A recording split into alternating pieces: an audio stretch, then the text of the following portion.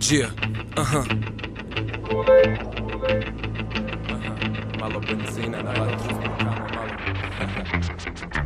Ništa i ne očekujem, pa me neuspjeh ne porazi. Gdje god dođem pitaju me, dečko, odakle dolaziš i kome se ti tovariš i ko te preporučio. Tovarim ti se mami, pola grada me naučilo. S tim stavom pišem bolje nego što bi željeli, jer prolaze mlaki, mi smo ili vreli ili ledeni. Čvrst stav do kraja, vrlo dobro znam ko sam. Činjenice znam, pa znam laži prepoznat. Znam jednu taktiku, nemoj biti oštar. Gledaj da te vole i Hrvatska i Srbija i Bosna.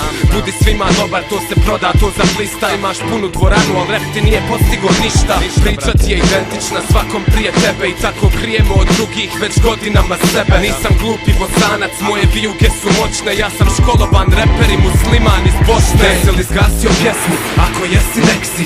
Sirov sam na bitovima ko na zidu Banksy. Uživaju laži, naćeš sebi slične ljude, al mi reci onda ko ne želi prihvatiti druge. Jesi li zgasio pjesmu? Ako jesi nek si. Sirov sam na bitovima ko na zidu Banksy.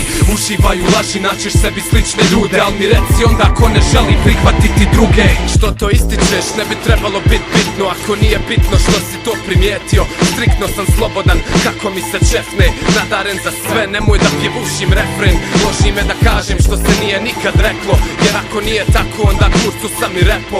Znam da smetam nekom, al nisam dio prosjeka. Niko ne zna šta ću u par sljedećih poteza. I ovo nije ništa, s 22 se zagrijavam. Ja se ne izvinjavam, na bitu se iživljavam. Vole ljudi često vadit pogrešno iz konteksta.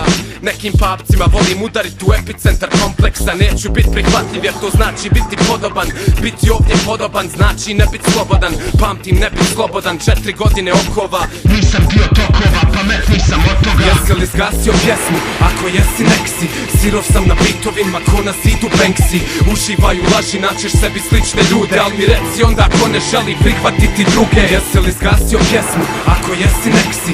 Sirov sam na bitovima ko na zidu Banksy. Uživaju laži, naćeš sebi slične ljude, al mi reci onda ko ne želi prihvatiti druge.